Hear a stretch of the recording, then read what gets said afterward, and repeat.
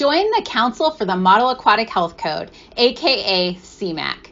CMAC is a member-driven organization that keeps the Model Aquatic Health Code sustainable, current, and complete. Your expertise is needed. Learn more at cmac.org. That's CMAHC.org. Hey everyone, it's Kelly with Kelly and Dan on Talking Pools. Hey everybody, this is Dan. Welcome to, I think, February maybe? Or the end of January maybe? What is it now? I lose track. I think we'll be the first week of February. I think we're actually, this episode is going to be January 31st. So we're right at the Yes. And the nice thing about that is we're actually in Chicago to the point that we can start counting down the days to when it'll actually be a little bit sunny, a little bit warm. You'll be able to get outside and do some things. And, as we head into like November, the holidays kind of get you through. But once you're past the first of the year, then you're like, yep. Now it just sucks to live here. Oh, no. And at this point, we're kind of there like, okay, we're going to be seeing spring here right around the corner. Let's start counting the days. But often with that, February is often a month that we get real heavy, wet snow. Okay. I can't remember if it was last year before. My wife and I were out of town, and I got the snowblower already. It's in the garage. I fired it up beforehand. I changed oil, new plug, gas. It's ready to go. Hit the door, open the button. It's electric start. I said, and my she's 21 now. She was 20, I think. It was last year. Anyway, you can do this, right? She knows how to use it, all that. So we're gone. A couple days later, we get like 14 inches or something of this heavy, wet, horrible snow. So she goes out to start it. The damn thing won't start. She's FaceTiming us. I can't remember where we were, but she's FaceTiming us. Shovel this. And she's like, "What am I doing wrong? It won't start." And I'm like, "Well, okay, do this." No, nothing. Called good friend across the street who's very handy. He owns an HVAC company and everything. So I'm like, "Hey, Ron, could you run over and just start it for her, get her going?" He couldn't start the damn thing. So she ended up shoveling the drive. Ron helped her shovel enough to get her car out, and it was kind of a mess then. But anyway, so February, you never know what we might get in February, but we're still able to count down to spring, so that's okay. So sometimes in February, we'll get what's called fake spring, where it feels like spring for like a week or two, and then it'll go back to winter. Oh, okay. And everyone's like, "Oh, spring's here. We're done with winter." Yep. No. Yeah. This is the fake spring. We'll probably get another fake spring, and then we'll get, Yeah. And we've been real fortunate this winter in Chicago. Christmas was very, very cold. With the wind, it was, I think, down to 30 below the weekend of Christmas. But the month of January has been above normal. I think today it was 47 degrees. It's been raining. We've had days where you feel like you're living in London or something, and I'm sure you've got the same thing, right? 12, 13 days in a row, you don't see the sun. Yep. So, but I also think that's why it's a little warmer. I think when the sun comes out, that those clouds help to keep the heat in. Yep. It's like a blanket for us. And when the sun comes, then the cold comes. So it's a trade-off. But anyway, we're counting down. So hopefully, fingers crossed, it's early spring. Like, don't get me wrong, I'm still busy, but I'm not like booked out 2 weeks. It's more of, okay, I'm busy this week. Let's start. Today's Monday. We're going to start building next week. By Friday, I'm booked out for the next week. That's just how I am during winter. But then when spring hits, it's like I'm out 2-3 weeks. Yeah. And to be honest, I don't like being booked out like that. No. Because, when I get warranties or like one of my regular customers, I want to be able to squeeze them in. And so, that's where I like being just booked out for a week and then able to build. A week is very manageable. We, in the heat of COVID, there were times that we were 8 to 10 weeks out. And, with our relatively short season, that's unacceptable. Because of that, we stopped taking new clients for a lot of the different services that we offer about a year and a half ago. Like our maintenance, for example, our weekly maintenance, we stopped taking on new clients for that. And created a wait list. People are like, no, we really want you to do it, and this and that. And with all the new pools being built around the country and certainly in our market, that feeds into it. But yeah, I know what you mean. Being a week out is it's easy to keep things moving and keep people happy and move stuff Yeah. to take care of emergencies and that And kind then of stuff. with like the rain we've been having, if it's just too bad for me to go out, it gives me an opportunity to kind of rearrange things. Because Yeah. the weather people, they try their best at predicting what's going to happen, but most of the time Yeah. they're not correct at timing, at least. Like No. 100% chance of rain, but not till 8 o'clock at night. Right. But they'll say it's 100% chance of rain, on your prediction for the next 10 days. Right. So yeah, that's Yeah. why I like to have it a little bit of a buffer there. But Yeah. hey, you can only do so much. We're going to be doing a series of episodes on electricity. Right. So today's episode of the 4-part series, we are going to talk about safety, because we feel that is number one when you do electrical. If you're not safe and you don't know how to be safe, things can happen. Right. But our very first point. Go ahead, jump into it. Sorry. No, you're fine. Our very first point is, if you do not feel comfortable with electricity or electrical, do not do it. Right. Turn us off right now. Skip to next week's episode. No. Listen and find someone who can help you become more comfortable and more experienced with it. Electricity is not something to play with and to jump in without any knowledge. And to that point, I'm going to throw out a story that's going to kind of throw myself under the bus. Yeah. But many years ago, I think I've said too often that I've been doing this for a long time, but 36 years or something like that. I want to say 19, 20 years old at the time, working in the industry to work my way through college. And I'd always had an aptitude for electrical work. Around the house at home, I'd work with Dad, wiring things, replacing switches, outlets, stuff like that. So I was familiar with electricity and how it flows and how to connect things and stuff like that. But with that, I was sent out to install an Intermatic dual timer subpanel box on a new pool that was being constructed. And this timer box was in a garage, and I had to run the conduit and the liquid tight, seal tight, whatever you want to call it, the flexible conduit, and wire everything in. And I got to the point where I was ready to pop the breakers in the box. And I said, I went to the door and knocked on the door, and got the wife was home, and she said, "Oh, what do you need?" I said, "I need to go down to the basement, make sure the breaker is off to the garage." She said, "Oh, I shut that off before you got here today because I knew you were coming, and that's off. Don't worry about it. It's off." I said, "Okay." So I went back over the box, and this was the middle of summer. I think it might have been July. It was really hot. The garage was kind of muggy, and my hands are sweaty and whatever. And as I went to slide this double pole breaker in, my hand slipped off the breaker as I'm going to lock it in place, and I grabbed right onto the power bus bars in the sub panel box. Well, the breaker in the house wasn't off. So I immediately got hit with 230 volts of current running through. My hand was positioned so that when I got zapped, muscles contract, and it caused me to grab onto those power bars in that box. And I had to use my left arm to pry my right arm off of that bus bar, or the bus bars rather.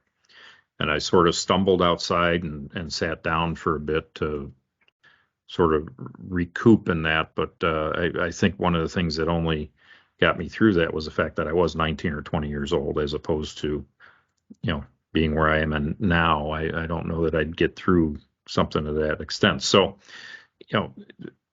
not being experienced enough, or certainly being timid or afraid of electricity, is not something then you want to jump into.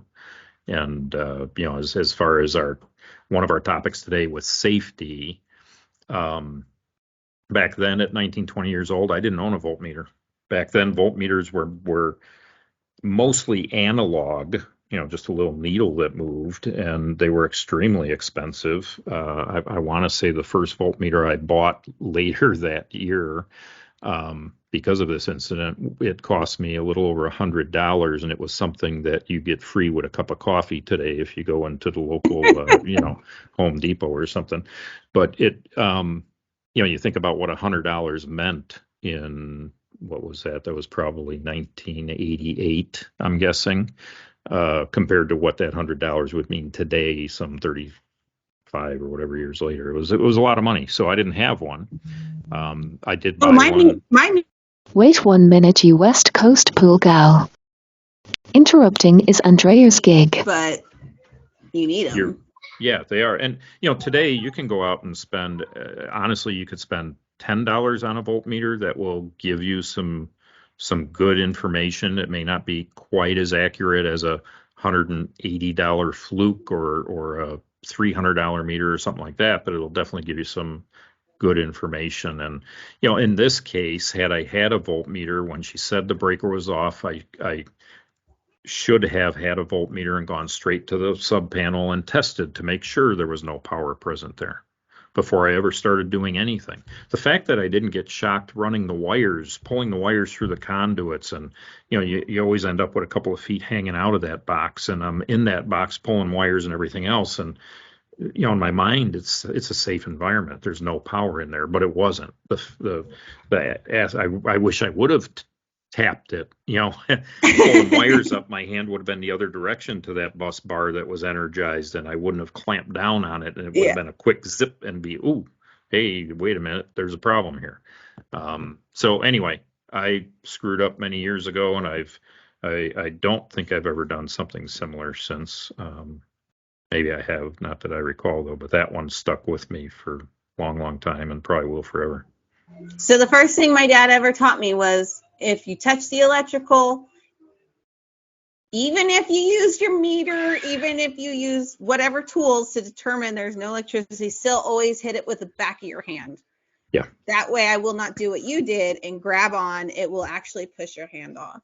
Yeah. Everything, as your muscles contract, your arm will pull away as it flexes at the elbow, and your hand will close in away from, the pump motor or whatever it is that you happen to touch. But, definitely the back of your hand is a safer way. But, using a voltmeter to try to verify things in advance, certainly look at the circuit breaker yourself.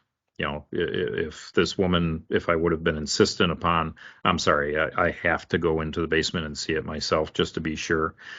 But even with that, a lot of times breakers aren't marked right. You might be looking in a panel that says pool and turn that breaker off, but you find someone's been in that box moving stuff around, and that pool is no longer in that position. So even though you shut the pool breaker off, you still want to go outside and check with your meter to make sure there's no power at that component on the pad. I had at one time where no one lived in the house. The lady had passed away. The family sold the house. And I went to the control panel, and it said pool. So I turned that breaker off, go back to the equipment, test it with my voltmeter, still had power. Well, come to find out, there was another breaker box inside the garage. And that was which had been actually added later. And that's where the pool breaker really was. Yeah. And luckily I had my meter, and even though I turned the breaker off, obviously it wasn't it because there's still power. If I would have not done that and thought, oh, I turned the breaker off, would have been zapped a lot.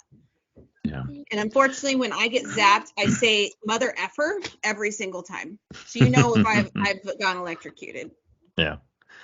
Well, I've seen things through the years where you have 230 volts at an equipment pad, but 110 volts is coming from one area of the house and 110 volts is coming from another area of the house. Coming from the main panel in the basement is a 110 feed, and then later they decided they wanted to add more equipment or whatever, and they pulled from the sub panel in the garage because it was easier to get the other leg out there. So you actually have two different sources, which is completely asinine and against every code and everything else you could ever imagine. But dumb shit like that happens, and again, that the safety aspect of, okay, kill the power when you think it's off, then carefully open things up, get your meter, and check voltage with your meter. And with that, you need to check a number of things with the meter. If we're talking about, let's say a pump, you usually have you'll have a neutral in the ground or two hots in the ground, right? L1, L2, and a ground on that. You could, if you put your meter across L1 and L2 and get 0, that doesn't mean that there's no power there. Correct. Because if a breaker is turned off, a double pole 230 volt breaker is turned off, but only half of it disengages, the power that's being sent out that other half is going to cancel out your reading on your meter going between L1 and L2. And you'll get 0. And this is something that it's actually good to know for troubleshooting purposes as well, because breakers can fail that way when they're on, that you get power out of just one leg, not both. And the pump's not working. Well, the breaker's on. That's got to be, well, but I don't have any power here. And you naturally would think maybe the wires have been compromised or something. So in addition to going between L1 and L2, take your meter and go between L1 and ground. And then also go between L2 and ground. And try to verify in any combination that you have 0 volts. If you end up going between L1 and ground and you got 115 volts, typically between L2 and ground on newer motors, you'll still have that same 115 volts. On older motors, you may have 0. But then when you go between L1 and L2, you'll likely end up with no reading whatsoever, a 0 reading, which it's not accurate. So unless you want to maybe use your tongue to try to see if there's voltage there, no, don't do that. Don't use your tongue. Do that on 9-volt batteries only. No. So, something there to think about in terms of safety is it's not just a matter of checking between the two power feeds. Check between every combination of those wires that you can. And also be careful. So many of us know that when we're dealing with electricity, there are different colors of casing on the wires, right? We've got white, black, green, that's common. Red is common. We might see yellows and grays and blues and all these different things. Well, they're not always hooked up the way they should be color code wise. I've seen green wires used supplying power, which, if you look in the box and you see green wires and you go, oh, that's ground. Yeah, it should be. It really should be, but it may not be. So again, that's where we're using the voltmeter to try to confirm things. You might even take the voltmeter and go between the 3 wires and another point of what you believe to be a ground. Go to the outside of the motor casing, scratch it a bit with your meter probe and try it there, or maybe even the bonding wire or the conduit or something like that. A gas pipe, if you've got a gas heater nearby that you can reach. Something, if there's a metal pipe going into the ground, into earth, and you can scratch it up to get a good contact from your probe to it, and then go between all 3 of the wires and that point to try to see if there's any current present. Again, I've been zapped in a bad way, and I certainly would not like to see anyone else go through the same mistake that I did. Hey, what are you up to? Good. Yeah? Mike was trying to get me. He is? Yeah. Are you helping Mom take care of him tonight, though? I got these slippery feet. Do you have socks on your hands? Yeah, I got socks on my feet. On your feet? Those are feet? Yeah, that looks like a hand. A hand. Oh my gosh, you got Scooby-Doo on your shirt. Yep. I got my mom's socks that go slip and slide. Yeah, I like Scooby-Doo on your shirt better than socks on your hands. Zoinks. So you like Scooby-Doo? Who you like better, Scooby or Shaggy? Hold on a second. Hold on a second.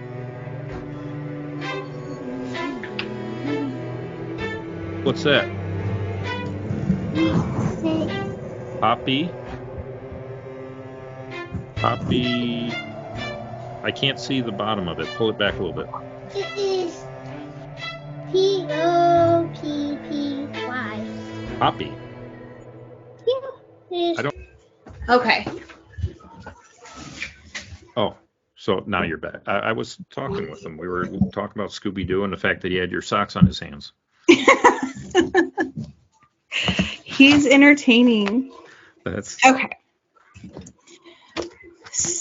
Watch, Rudy will put part of that in here.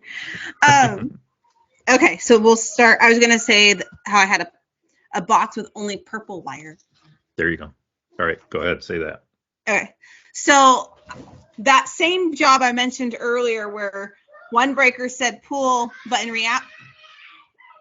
reality, it was in the garage. This same box had all purple wire. It had it for the lives, it had it for the grounds, it had it for the neutrals. On top of it, none of it was taped off. So normally, if you have to, absolutely have to, you tape the wire with the color it should be. Right. This was not. I had to start from ground one. Oh, geez. So now this was in a community that at one point didn't have a hardware store, and the closest hardware store is probably about 45 minutes to an hour away. So, Yeah. some electrician, that's all they had on them, which I don't know why they had purple wire on them. Yeah. And 12 gauge, and you'll learn about gauges next week. But yes, that was definitely a safety issue where I could, it's a liability for me to leave the box like that. Right. When no one knows what's what. You kind of had to, obviously, you could figure it out, but what if the next person didn't have a brain? Yeah, and it's always a lot easier when you're servicing and troubleshooting. If things are done properly, it helps you get your job done.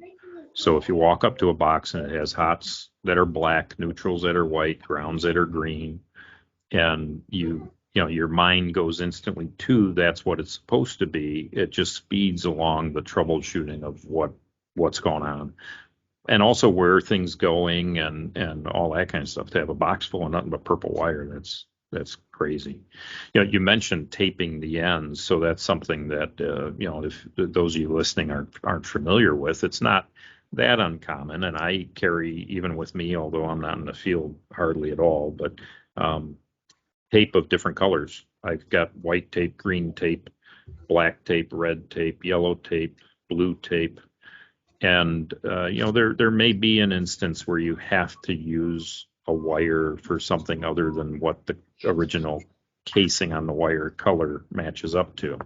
But if you've got tape that you can indicate by wrapping I always try to wrap the last 2 or 3 inches of that wire with, if I have to use a green wire for a neutral, for example, I'm going to wrap the end of that wire with white tape. So it's as obvious as possible. The next person in that box is going to see the white tape on the end of it and hopefully understand what I ended up doing with that. Things happen. And I totally agree with the 2 inches, because if you just do like a little tab, that can come off so easily over time. Right. But yeah, the next person in the box is going to re-terminate that wire and strip it right off, and they're not going to care about what you had done. Or maybe they don't even have tape on them to redo that tape. Right. That's what I mean. So they just, it's just gone and over. So no, I definitely put a good 2 to 3 inches onto it and try to make it real clear. But we do have still some shortages in different parts of the country. I know myself, I went up to a family cottage in northern Wisconsin last summer and had to do some rewiring in the garage and out to a fish shack. And all they had was black, white, and green. And I needed to run 2 complete separate feeds from GFI breakers in the garage out to this fish shack. So how do you know which wire is the black wire that you want when you got 2 or 3 or 4 black wires in a piece of pipe? So the tape was in my toolbox because I took it with me up there, and I'm like, that's fine. I'll buy rolls of black and white and green, and that's all I'm going to use. I can't get yellow and purple and blue like I would back in the Chicago market. And I use the tape on the ends to mark them so that I knew it was for my purpose mostly. Yeah. So I knew after these wires were pulled through which one was which on which end to be able to use them for that. I didn't use, whites were always neutral and black was always hot, but just to be able to know which end of that, I had, I think 4 black wires in the pipe. So I had Yeah. one with blue tape, one with red tape, one with yellow tape, and one that had no tape, so I could identify them.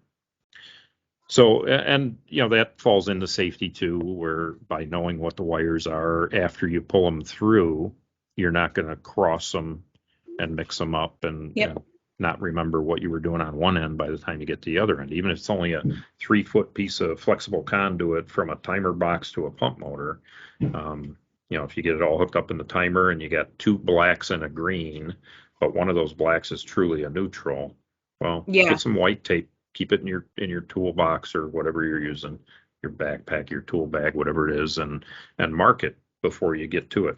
Mark it when you pull it off the spool of wire, before you pull it through the pipe. Mark both ends of it, and then there's no doubt as to what you're working with.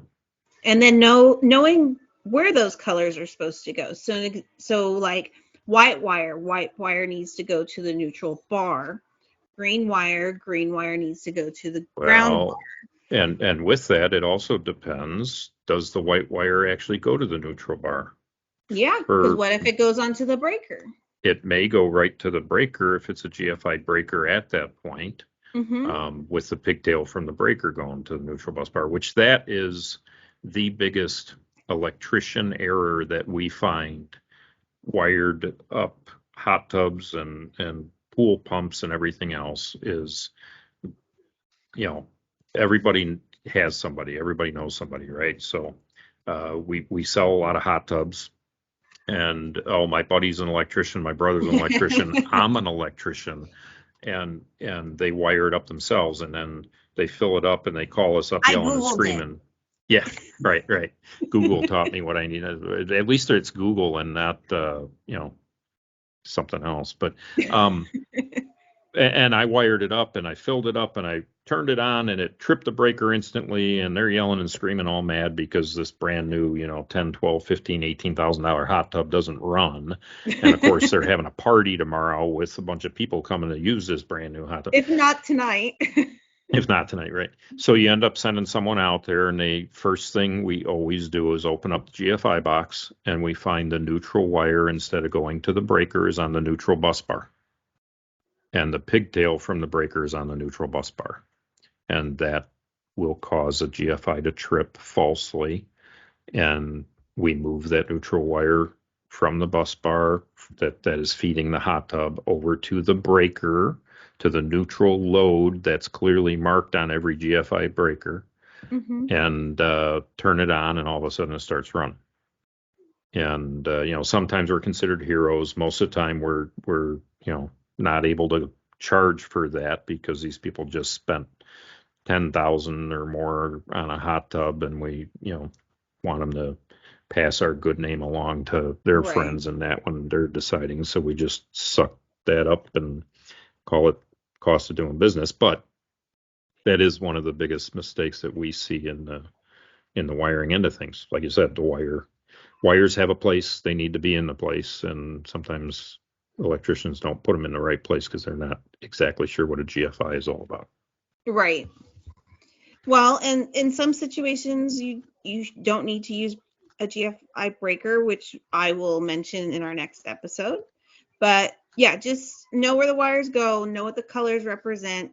If you have red or if you have black, those are usually all live colors. So those will be things that go to your breaker or your relay.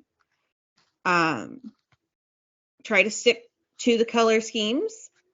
What I would suggest for anybody that's learning about electricity, plumbing, way things work, is get a notebook and tab it. So I have a notebook for all my Hayward stuff. I tab pumps, controllers, heaters, whatever. And as I go, when I learn new things to help me do it, I make notes. So here would be a great one for a notebook on wiring is, what does the colors represent?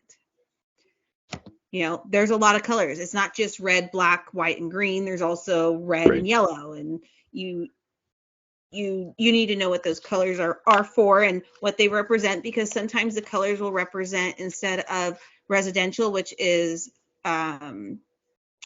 single phase, you have commercial, which can be, I believe it's called two phase. Three phase actually. 3 phase. But yeah, I'm sorry. right. Three phase. And the colors represent that. So when you go to a box and you see these colors, your mind should automatically think, okay, why are these colors here? Is this going to be 3-phase electricity? But then there's ways to test it. Right. And with the colors too, so that you can Google and find, color charts, if you will, for electrical wires, and it's pretty easy, print it out and throw it in your tab notebook so that you've got all these different colors. But there are certain colors that are often used for certain things too. A blue or a yellow wire often is the indication of a switched leg. So, it's pretty common that good electricians wiring a Jandy or Hayward or Pentair control system will come off a circuit breaker with black or red and go up to a relay's line side, and out of that relay, the power coming out of the load side of that relay going to the device, the pump or whatever it is, might be blue or yellow or even purple is often used as a switch leg. Where red and black is commonly used for a main feed off of a breaker, you get switch. And if you go to newer houses built, and again, when good electricians are doing it, you'll find that a light switch on the wall will have a black wire going to it, but coming out of it will be a blue wire that's going up to the light on the ceiling or the ceiling fan, or you'll have if you got a single switch that powers a ceiling fan that has a light combo kind of thing, you'll have a black wire going into the switch, and you'll have a yellow that goes up to the ceiling fan and a blue that goes up to the light on that ceiling fan, separating those two feeds. So having this chart, again, you can Google it, and we'll try to get some charts and put them in the comments below this video under the Talking Pools Facebook group when you see it. I said video. I just said video. Am I old? What am I talking about? Below this podcast. Christ. So that, maybe we'll find them and put them there, and you guys can click them and save them on your phone, save them on your devices, print them out, put them in your tab notebooks, all that kind of stuff. So you got them for reference. It on the troubleshooting end of it, and that's a lot of what us, service people do. It's a lot of times helpful when electricians follow what is common practice, and it speeds up your process of breaking down where things are going wrong.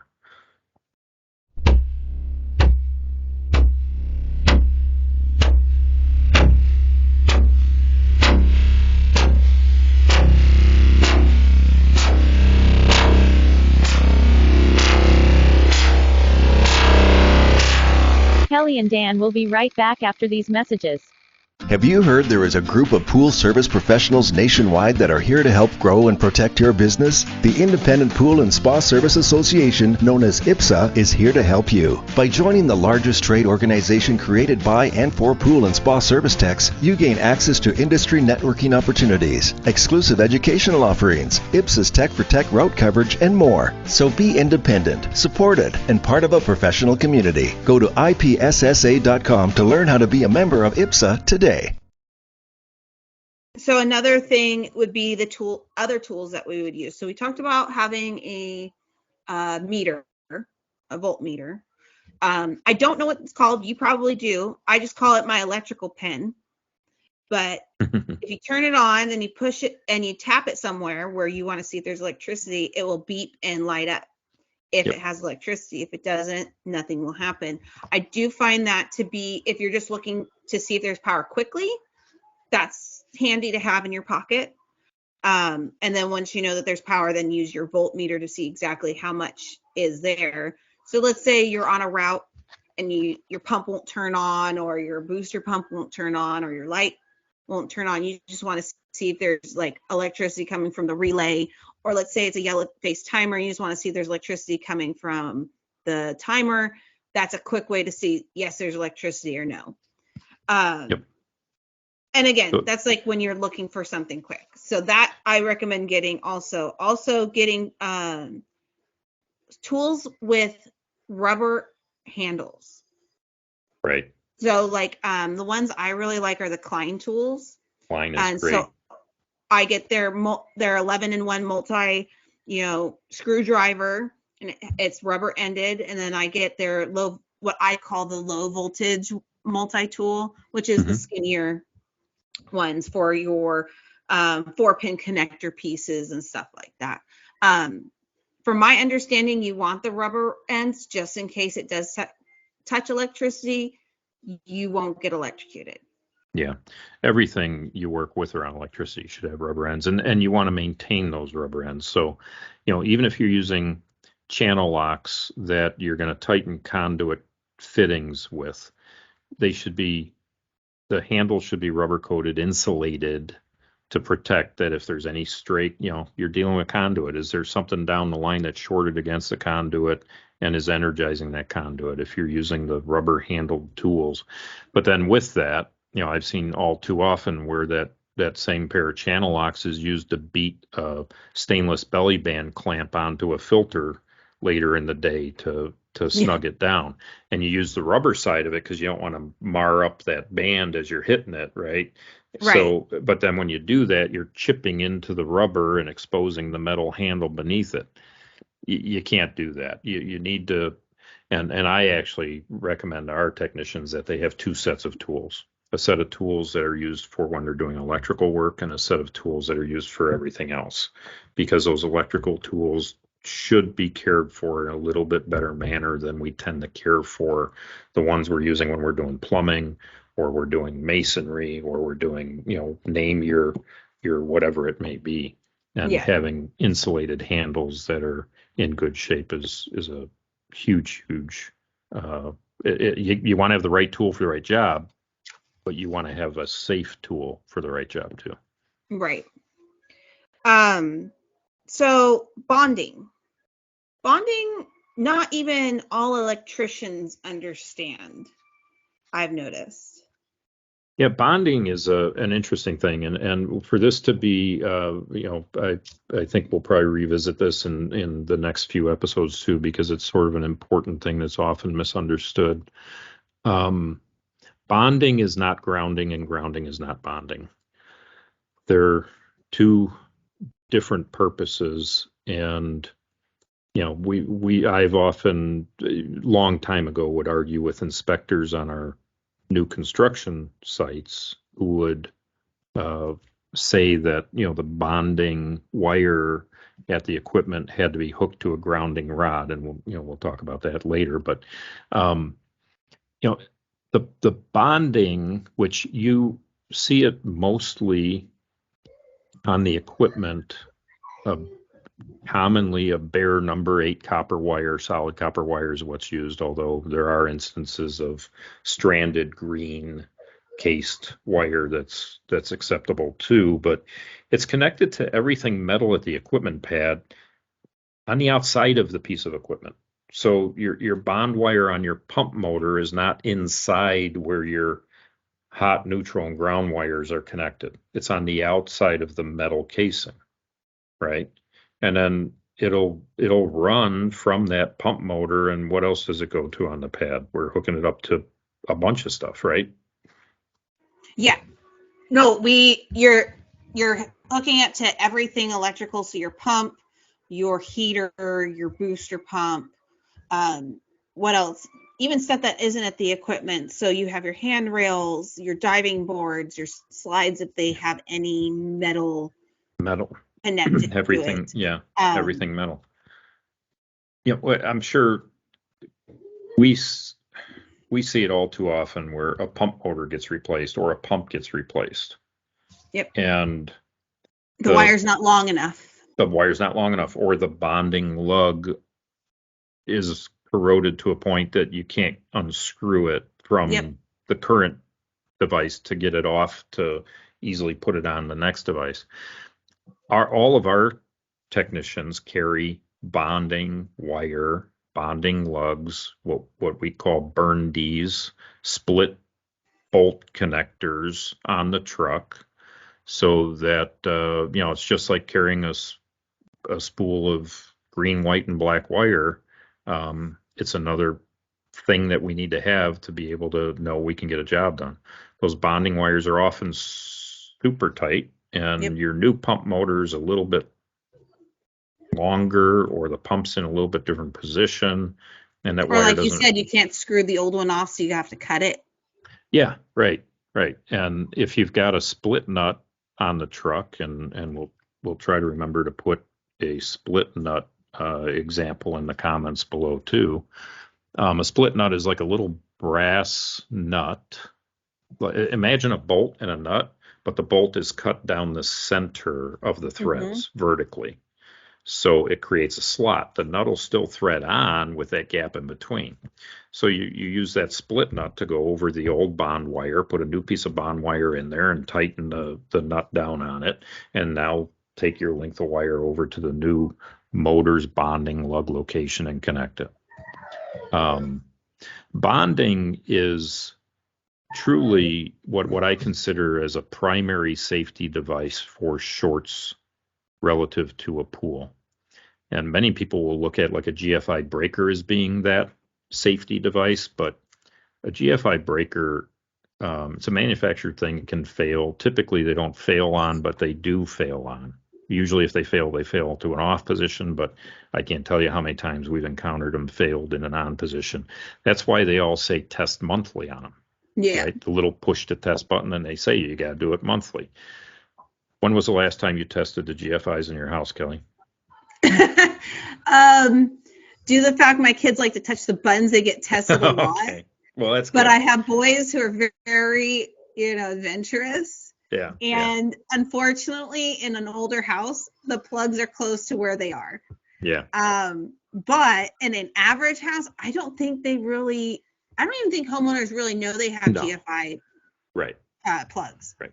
And I know, my house I'm in right now was built in 2006. So, it's certainly old enough that things are needing to be replaced and so forth. I've got GFI outlets in my kitchen. I don't know if I've ever tested them in, what is that now, almost going on 17 years. Oh, wow. Shame on me, right? You're supposed to do it every 30 days. Right. And you're supposed to know to do that. And I do know to do it. I absolutely do know to do it. But the point is that GFIs do fail. And when they do fail, it is possible they fail in an on position, and people don't test them frequently. And to me, that's why a GFI is not a primary source of protection, but the bonding wire and the bonding grid that's created around a swimming pool is. And the best way that I can try to describe what a bond is as compared to a ground is to liken it to a bird on a high power wire off of a power pole or a telephone pole somewhere. Birds sit on those wires all the time and they don't get electrocuted. Is there not current in that wire? No, there's current there. It's a live wire. It's an exposed wire. There's not even a casing on that wire to help protect that bird from being electrocuted. The reason the bird isn't electrocuted is there's zero potential to ground. So the bonding wire we're referring to is part of the equipotential bond of the pool. And that word equipotential is meaning equal all the way around. So the potential of ground is evened out because of that wire.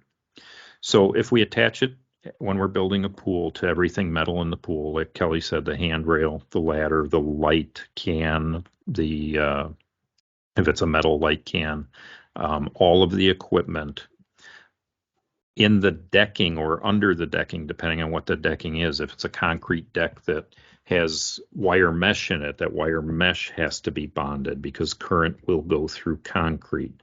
If it's paver brick, there has to be a solid 8 bonding wire run around the perimeter of the pool beneath the paver brick. And actually, usually, I want to say 2 to 3 inches, depending on the thickness of the brick, within the bedding material underneath that paver brick to help provide this bonding grid.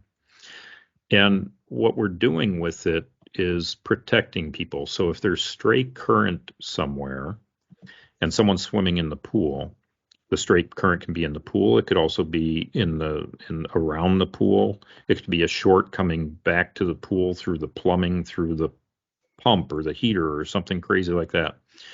That as they move around in the pool, touch different things in the pool, or get out of the pool, right? Grab that handrail or that ladder to get out. The potential of everything surrounding the pool, whether it's the water they're bathed in, the handrail they're grabbing onto, the decking they're standing onto, the potential is all equal. And because of that, their body never provides that path to ground that causes people to be electrocuted.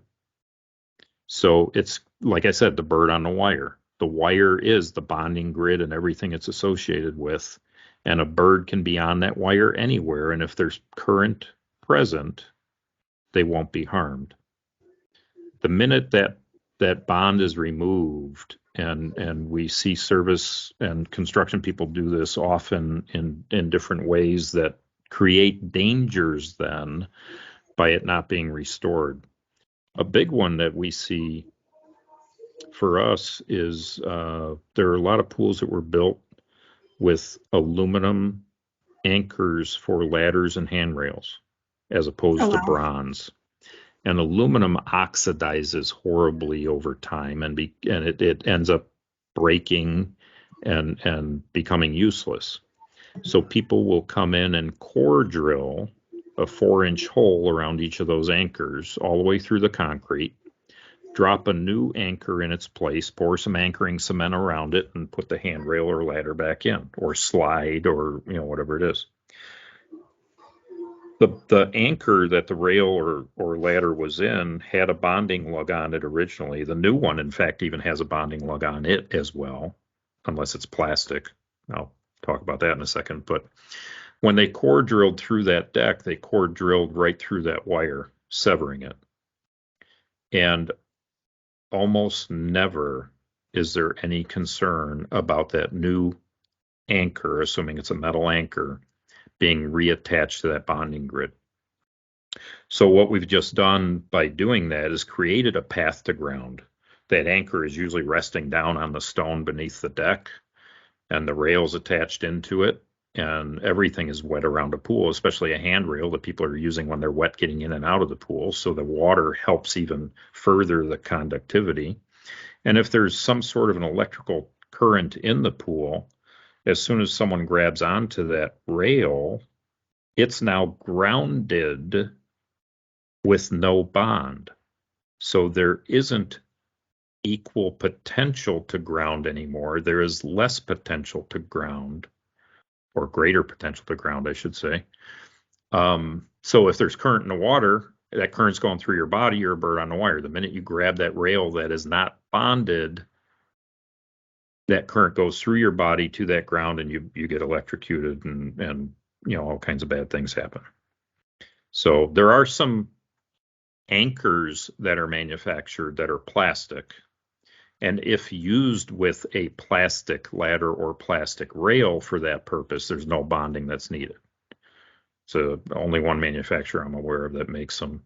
I'm not a huge fan of them. I don't really care for the look of them. To me, they kind of look a little cheap compared to some of the nicer, especially some of the more, in recent years, the handrails have gotten some decorative kind of flair to them, even from the conventional manufacturers. But so that, bonding, and that bond wire not only goes all the way around the pool through all those metals we're talking about, but goes all the way back, that same wire buried through the dirt back to the equipment, and attaches to everything Kelly had mentioned, the heater, the pump motor, the electrical boxes, if they're metal. Anything metal has a bonding lug on it that it all attaches to, because you can have a similar thing occurring at the equipment pad as well, where you can have some stray current that that bond wire is going to help protect us with. So again, it's not grounding, it's bonding, and it serves a different purpose. So if you followed through that long dissertation I just gave on bonding, going back to my original comment about electrical inspectors who see that bond wire at the equipment pad come out of dirt and go into the pump, the filter, the heater, the blah, blah, blah, blah, blah, and they go, you got to hook that up to a grounding rod. That's wrong, because now you're taking a bond that is created to provide equipotential, and you're attaching it to a grounding rod and turning it into a ground.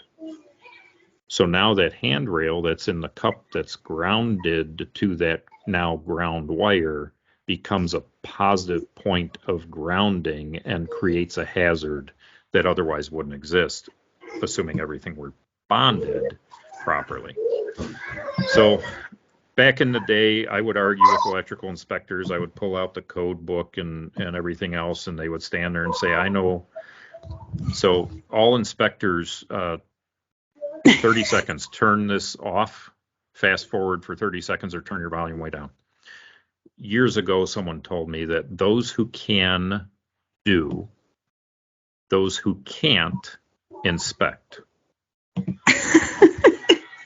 So, and I found it to be true in all too many walks of life that if you can do your job well, you're going to go out and do it and charge money for it and be successful at it. If you can't, but you have a little bit of an idea what you're supposed to be doing that you should have been making money at, you go and you work for the government somewhere telling other people you're smarter than them, and you become an inspector. So not all inspectors. I know we've got a lot of great inspectors, especially dealing with things that a lot of our CPOs deal with health department inspectors and that. There are a lot of great ones out there, but every once in a while, but there are some. I know I've had where I'm arguing with. Yeah, like, no. Yeah. Well, no, so we need to. inevitably, No, I'm not going to do that because it's going to over-chlorinate this pool. We have done this, and in fact, I think it was probably a couple of years ago the last time we had to do this. The inspector failed us because of just that. He said, you don't have a grounding rod at this equipment pad. So we went out and bought a grounding rod, drove it in to the ground at the equipment pad, hooked that bond wire up to it so that he would pass us. And then as soon as it was passed, we ground that grounding rod off below ground. We pulled that bond wire off of it and made it what it's supposed to be according to the National Electric Code. Yeah. A bond, not a ground.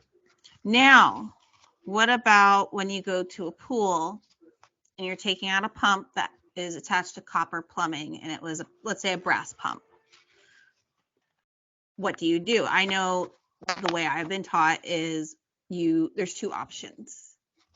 One, if you have enough copper plumbing coming out of the ground, you can take a bonding clamp and attach a bond wire to that and then go to the pump.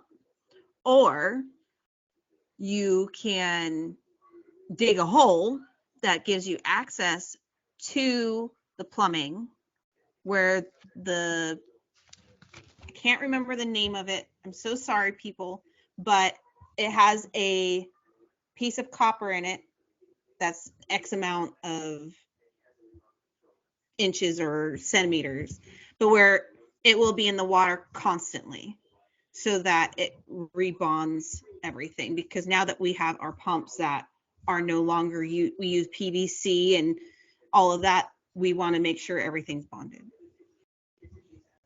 This is mainly in old neighborhoods where, it's an old pool. They didn't need a bonding, from my understanding, they didn't need a bonding wire because it was copper plumbing all the way to the equipment.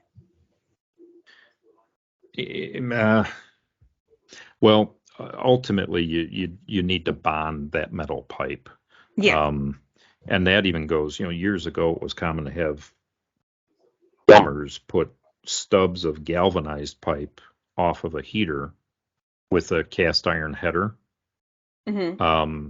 Before then going to plastic when, transitioning. And, when done properly, those galvanized pipes would have a bonding lug that was tacked, spot welded onto that galvanized pipe. There are bonding clamps that you can get to go around copper pipe. It's a brass 2-piece assembly that. Do you know how hard those are to get? And they're not cheap. No. Well, actually, they're not too bad. I got 4 for $40. Yeah. But I had to have them transferred in because no one in my area had it. And I put a pump in with copper plumbing and a brass pump. But now that pump's no longer there and it's not copper plumbing going into the pump, I had to find an alternative to bond that pool. Well, the copper pipe itself has to be bonded back to the rest of the bonding grid. And if you can't, like you're saying, if the pipe is in the ground and you're separating it at the equipment and running PVC to the pump, or someone has done that prior, you can never assume that it's copper all the way back to the pool. There's no way to do that. But that copper pipe that you're encountering, it needs to have a bond wire attached to it, and a bonding clamp is really the way to do it. I have seen people do things that are not proper, like take a stainless clamp, wrap it around the pipe, and put the bond wire under that. Oh no, I know. That's not an acceptable bond. But it does need to be bonded. And see, I have gone to a lot of pools where they are these older pools that's what they did was copper plumbing, because it was built probably in the 60s. Sure. But these people, they'll put the pumps in and they won't think of the bond wire because there was never a bond wire there. Right. And right. For me, because I see so many times where pools at the equipment aren't properly bonded, that's one of my pet peeves. Like, that is my go-to first thing I look at. Like, even when I go to warranties, first thing I look at is if there's a bond wire. If there's not a bond wire, sorry, you owe me $135. You need to come install this correctly. Right. Well, and to that point too, even beyond the safety aspect of what we're talking about that the bonding wire provides, modern day heaters today, the heaters that everyone does, the style everyone is using, like the Pentair Master Temp, Hayward's new one they came out with 2 or 3 years ago now. Oh yeah, the low footprint HC series. Right. Jandy's, I don't know what they're calling it now, or Fluidra. JXI it was. Yeah, JXI. I think they may have changed. Maybe they didn't change the name. Raypak came out with theirs maybe a year ago. So these heaters, with all that's going on inside of them by design, have the potential of stray current causing the heat exchangers to be compromised and leak. Yep. And if the heater isn't bonded, that's actually a pretty high occurrence that you have heat exchanger failures because of stray voltage. So, looking at it from a safety aspect, certainly everything is needed by bonded, but the heaters today, if they're not bonded, odds are you're going to have a heat exchanger leaking in a relatively short period of time. Even lights, the metal ring will turn black if the pool's not properly bonded.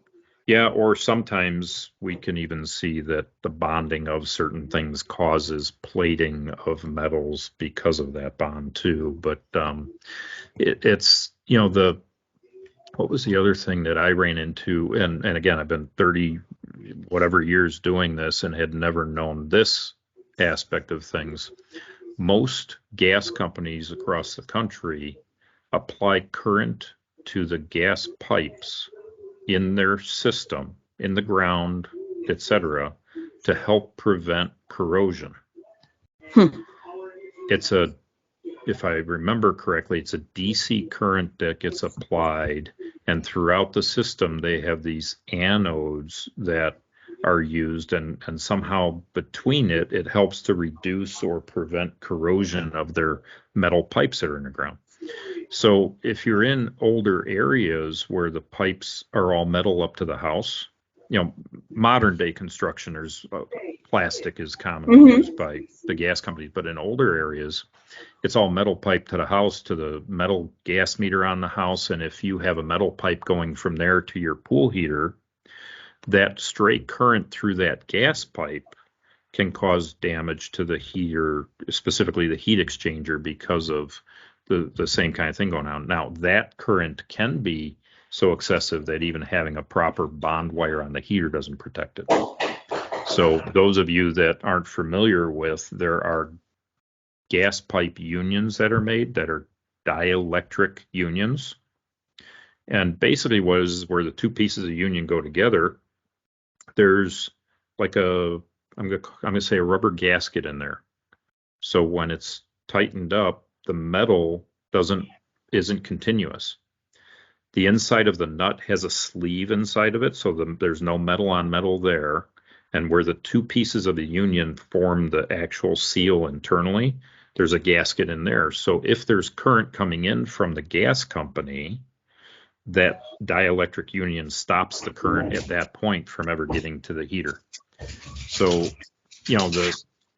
the aspect of electricity and bonding and all these different things have a lot of different reasons to them. Bonding primarily is safety, but in today's world, it has other reasons that it needs to be too. So we just, after running into that, we just bought, I forget how many dielectric, 3/4 inch dielectric unions, and we're using those on all of our heater installations now, unless we can prove that there's plastic in the gas feed before our heater, just to prevent this kind of damage from happening. They're not much more. I found them online, and if we're paying, I want to say it was $6 to $7 for a standard black pipe 3/4 inch union. I think these were like $8 for a dielectric one. That's interesting. I didn't know that. I didn't either. And honestly, what happened was we encountered heaters on pools that we built having heat exchanger failures when they were 2 to 3 years old. And we maintain these pools and have records of our water balance being perfect. The heater was bonded, all this other stuff. And working with the manufacturer, there was eventually someone that remembered, some old timer at the manufacturer, saying, you know what, this occurred. And when they eventually got a dielectric union put in there, in that instance that was described to me, they were having exchanger failures every year. Oh, wow. And threw a dielectric union in there, and that was, 8-9 years ago, and it's never failed since. And prior to that, they put in 3 or 4 heaters year after year after year. So anyway, something else to think about if you have nothing but steel. And it's got to be an older area. Like I said, where we're at in Chicago, newer subdivisions being built. And as I researched it through our local gas company and people I know there, it seems that sometime in the mid-90s is when in our area most gas pipe feeds from Nike or our gas company were changed over to plastic. Okay. But there are all kinds of pools out there built before the 90s, and in the old style heaters wasn't an issue. It's only, and I don't know why these new style heaters cause it. I think there's just so much going on with the flame, its proximity to the heat exchanger, and so much electrical going on inside the heater with the blowers and the circuitry and everything else, that it just becomes a magnet of sorts for these kinds of anomalies. Now, I think it's a good thing, like you pointed out, a lot of places, in my area, there's a lot of newer developments. We don't have to worry about them. Well, you'd hope, but they're going to have the bond wires. They're going to have everything, because there's so many inspections in that process of building a pool. But you need to know about how things used to be done and how you have to adapt them to current code with electrical for these older pools. Yeah, GFIs weren't a thing. No. 50 years ago. So You run into that all the time. I had mentioned, I think, to you earlier that our technicians are supposed to look at the circuit breakers whenever we're replacing a piece of equipment to verify that the equipment is on a proper breaker, that it's a GFI breaker if it's supposed to be a GFI breaker.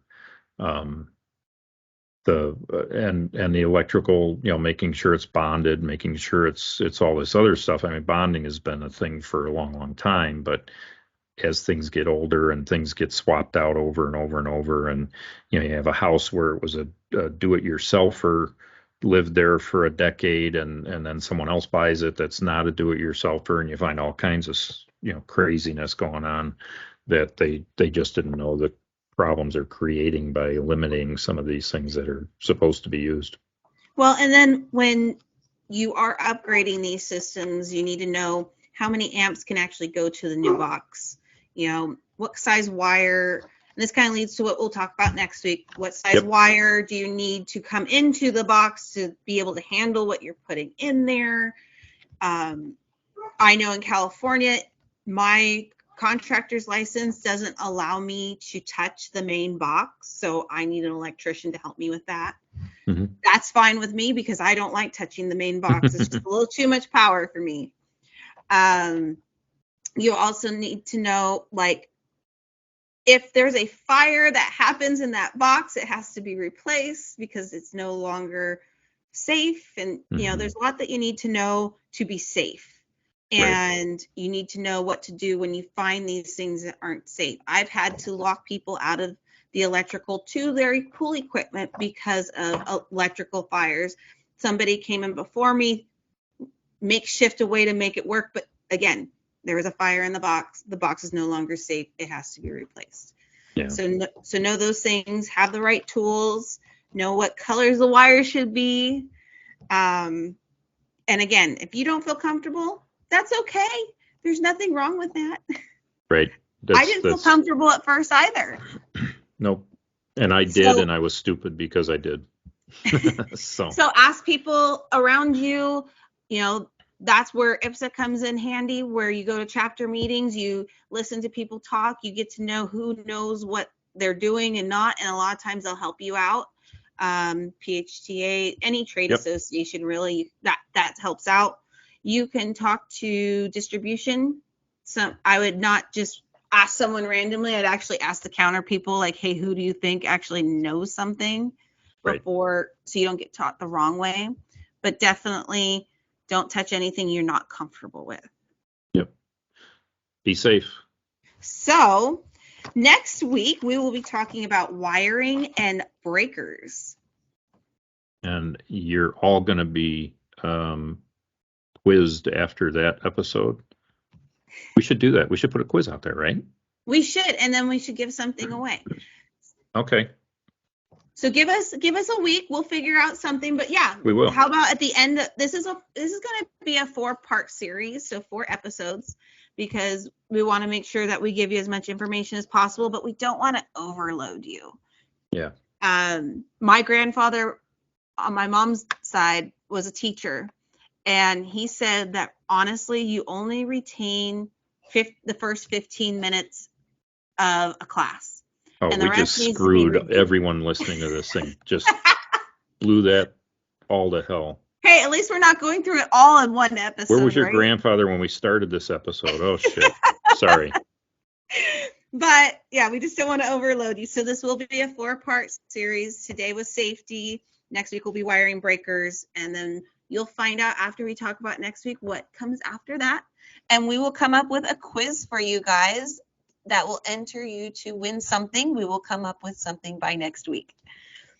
Perfect. So thank you for listening. Again, please like us, share us, download us, so we know that you're listening. If you ever have questions, concerns, just want to shoot us a thank you or tell us how we helped you, go to either the Talking Pools pool group, or you can email us at talkingpools@gmail.com.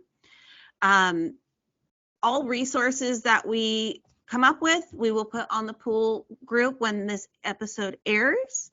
and we'll try to come up with maybe a couple, pictures where we can point out things like this is a breaker, this is the ground bar, this is the neutral bar, just so you can kind of understand what we were talking about. So, and then you can look at the pictures and go listen to this episode all over again. Yeah. So you're really prepared for that. Oh my quiz. God, my kid is so creepy. That's awesome. Anywho, so thank you for listening, and we'll talk to you next week. Thanks, everyone. Stay safe. Bye. Hey, everyone. Thank you for listening to our episode this week. I hope you enjoyed it. I did want to let all the ladies know that we're having our upcoming Pool Girl Pro all-women's training, and it will be in Folsom, California, February 10th at noon. We will be going over how to wire automation and programming on the top automation systems we see. This class will be taught by myself and fellow member Deb Martin. If you're unable to attend in person, no problem. We stream it via Zoom as well. Just go to our Facebook group, PGP Industry Training Group, or you can email the podcast at talkingpools@gmail.com for more information. I can't wait to see all the ladies there.